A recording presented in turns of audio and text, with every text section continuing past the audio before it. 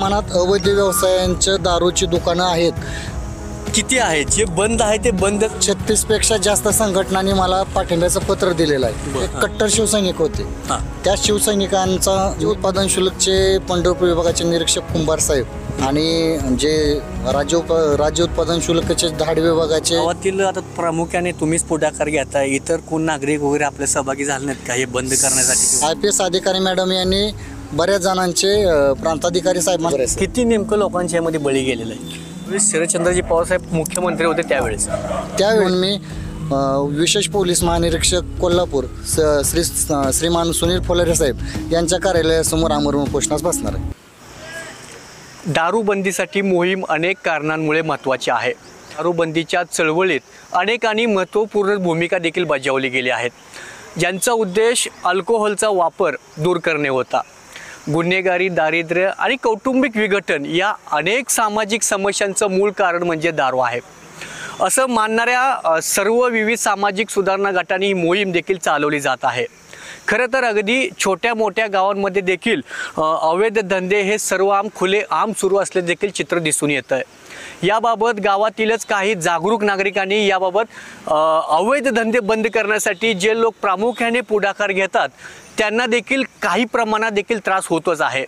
पण या सगळा त्रास सोसून देखील निधरपणे आपला लढा त्यांनी चालूच ठेवतात. अशाच एका गावातून म्हणजे पंढरपूर तालुक्यातील भाळवणी गावचे काही नागरिक हे आपल्या सोबत आहेत आणि नेमकं भाळवणी गावातील अवैध धंदे बंद करण्यासाठी त्यांनी काय काय प्रयत्न केले ते आपण जाणून घेणारच आहोत. पण त्यांच्या या लढ्याला प्रशासन किती टक्के प्रयत्न करत आहे किंवा प्रशासन किती टक्के मदत केली का त्याने आपण जाणून घेणार आहात. जर प्रशासनाने मदत केली तर अद्यापही त्या गावात खुलेआम अवैध धंदे कसे चालतात ते आपण त्यांच्याकडून जाणून घेऊया. नाव काय आपलं? नमस्ते सर, या इकडं. मी मोहन इंद्रजित भोसले. बर, काय करता आपण? गाव सांगा.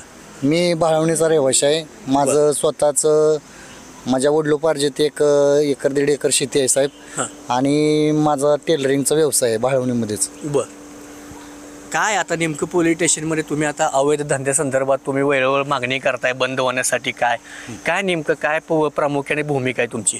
विषय काय आहे माहिती आहे का साहेब, माझी चुलती सांगतात की साधारणपणे सन 1993-94च्या दरम्यानचा काळ महाराष्ट्राचे तत्कालीन मुख्यमंत्री शरदचंद्रजी पवार साहेब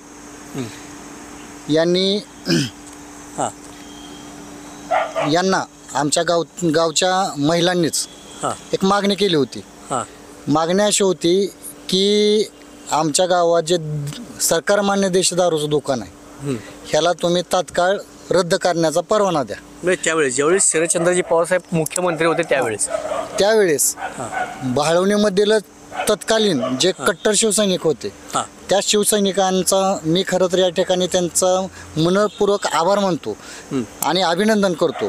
तर त्यांनी इतकं मोठं चांगलं कार्य केलं की गावात सरकारमान्य देशी दारूचं दुकान असताना प्रत्येक घरोघरी जाऊन महिला असतील, वयोवृद्ध महिला असतील यांच्या सह्या आणि सह्या नसतील तर अंगठे घरोघरी जाऊन ती सह्याची मोहीम राबवून त्या मोहिमेचं सगळा लेखाजोखा मुख्यमंत्री शरदचंद्रजी पवार साहेबांकडे त्याचा पाठपुरावा करून भाळवणी गावामध्ये जे शासनमान्य म्हणजे ज्या दारू दुकानाचा महसूल राज्य उत्पादन शुल्क असेल किंवा ग्रामपंचायत असेल त्यांना ज्या दुकानापासून महसूल मिळत होता असं दुकान तत्कालीन शिवसैनिक यांनी बंद पाडलं. आणि त्यानंतर आता सद्यस्थिती अशा आहे साहेब की भाळवणीमध्ये ना राज्य उत्पादन शुल्कला कुठला कर मिळतंय ना ग्रामपंचायतीला कुठला कर मिळतंय, तरीही मोठ्या प्रमाणात अवैध व्यवसायांच्या दारूची दुकानं आहेत. किती आहेत जे बंद आहे ते बंद जागा पुन्हा चालू करण्यात आलं? बंद आहे ते बंदच आहे. अवैधपणे जे सरकार मान्य होतं ते बंदच आहे. आणि अवैध म्हणजे 2 नंबरमध्ये पण 3 नंबर करणारे लोक आता सध्या गावात सर्रासपणे खुलेआमपणे दारू विक्रीचा व्यवसाय करतात. 2 नंबरमध्ये 3 नंबर मांडण्याचं कारण असं आहे की डुप्लिकेट दारू टोटल डुप्लिकेट दारू बनवून काय गावातील आता प्रामुख्याने तुम्हीच पुढाकार घेताय, इतर कोण नागरिक वगैरे आपल्या सहभागी झाले नाहीत का हे बंद करण्यासाठी किंवा काय? साहेब तुम्ही अतिशय मला चांगला प्रश्न विचारला. हा लढा माझा दारूबंदीसाठी नाही. मी एक सामाजिक चळवळीत आणि एक सामाजिक कार्यकर्ता. मी या महाराष्ट्रात अण्णा हजारे घडले, या महाराष्ट्रात भास्करराव पेरे पाटील सारखे एक आदर्श व्यक्तिमत्व सरपंच घडले, बाबा आढावसारखे एक कुष्ठरोग्यांचे जनक, ज्यांना म्हणजे समाजाप्रती काहीतरी देणं लागते ह्याचे भान ठेवून ह्या लोकांनी कुठला स्वार्थ न साधता ज्या पद्धतीनं लोकांमध्ये वाहून घेतलं, त्यांचाच आदर्श बाळगून मी ह्या दारूबंदीच्या आंदोलनाला चळवळ करतोय. चळवळ करण्याचं पाठीमागं एकच कारण की जे गावातले तरुण होतकरू आहेत, ह्या तरुण होतकरांपैकी तरुण तर धराच, पण ज्या लोकांच्या वर कुटुंब अवलंबून आहे अशा कुटुंबातील आधार धुळीस मिळालेले आहेत. कित्येक कुटुंब उद्ध्वस्त झालेले आहेत. ते गावात अवैध धंदे दारूविषयी अनेकांचे प्राण गेले, तसं देखील तुम्ही आता माहिती सांगितली हो होती. बरोबर आहे साहेब. किती नेमकं लोकांच्या यामध्ये बळी गेलेलं आहे त्याचा आकडा सांगू शकत नाही साहेब. बरेच जण म्हणजे बरीच कुटुंब उद्ध्वस्त तर झालेलीच आहेत आणि इथून पुढं पण बरीच कुटुंब अजून उद्ध्वस्त होण्याच्या मार्गावर आहेत. तर याला कुठं तर आळा बसावा म्हणून साठी मी गेली 3 ते 4 महिने झालं आपल्या प्रभारी IPS अधिकारी मॅडम यांच्याशी ते अंजना कृष्णा मॅडम आता परीक्षा देणं आलेले आहेत नवीन प्रभारी. त्यांच्याकडे मी वेळोवेळी पाठपुरावा करून मी कुठल्याही एका व्यक्तीकडून 1 रुपयाचं कुठलं देणगी न घेता मी माझ्या कुटुंबातील महिलांचं दागदागिने मोडून हे सर्व स्वखर्चानं पळापळी करतोय. आणि ही पळापळी करण्यापाठीमागचं एकच कारण आहे माझं की मला कुणाकडून ब्लॅकमेल करून किंवा कुणाच्या तर द्वेष आकस तिरस्कारापोटी मी हे आंदोलन करत नाही. व्यक्तिगत माझं कुठल्याही व्यक्तीशी वैर नाही. तर ज्यावेळेस तुम्ही IPS अधिकाऱ्यांकडे गेलतो तुम्ही, त्यावेळेस त्यांचं काय म्हणणं आलं किंवा त्यांनी काही याबाबत कारवाई केली होती का तुमच्या गावामध्ये?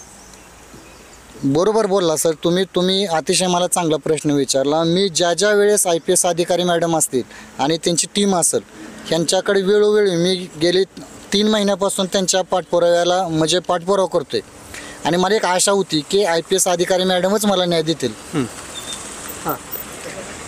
दारूबंदीचं उपोषण चालू आहे बाळवून.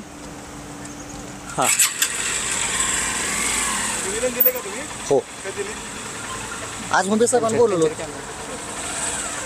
काय म्हणलं साहेब? काय म्हणलं निवेदन? मी म्हटलं कशासाठी बाहेर चाललंय विचारलं. अच्छा नाही आजचं उपोषण होतं सर ते स्थगित केलंय त्यामुळं हे काय विषय नाही पण मी आज डी ऑफिसर आहे मला विषय म्हणून मला म्हणलं बाहेर द्यायला नाही कशाला नाही ते स्थगित केलं त्यामुळे. ज्यावेळेस IPS अधिकारी यांना आपण भेटलो तर त्यावेळेस त्यांनी काय कारवाई केली होती? IPS अधिकारी मॅडम जे आहेत आणि त्यांची टीममधील त्यांचे सहकारी PSI राऊत साहेब यांनी वेळोवेळी आमच्या तक्रारीची गांभीर्याने दखल घेऊन प्रत्यक्ष घटनास्थळी येऊन वेळोवेळी धाड टाकली आणि त्या प्रत्येक धाडीत त्यांनी मुद्देमाल जप्त करून संबंधित व्यावसायिकांवर गुन्हे दाखल केलेले आहेत. आणि त्या गुन्ह्याची नोंद घेऊनच IPS अधिकारी मॅडम यांनी बऱ्याच जणांचे प्रांताधिकारी साहेबांकडे प्रस्ताव दाखल केलेले आहेत की यांच्यावर आपण काहीतरी कारवाई करावी. मग 93 अंतर्गत कारवाई करावी असं त्यांनी प्रस्ताव देखील पाठवलेले आम्हाला समजलेलं आहे. अच्छा मग तो प्रस्ताव प्रांताधिकाऱ्यांनी पुढे काय केलं याच्या बाबत तुम्ही विचारलं केलं ती प्रांताधिकारी गेलतो तुम्ही या संदर्भात?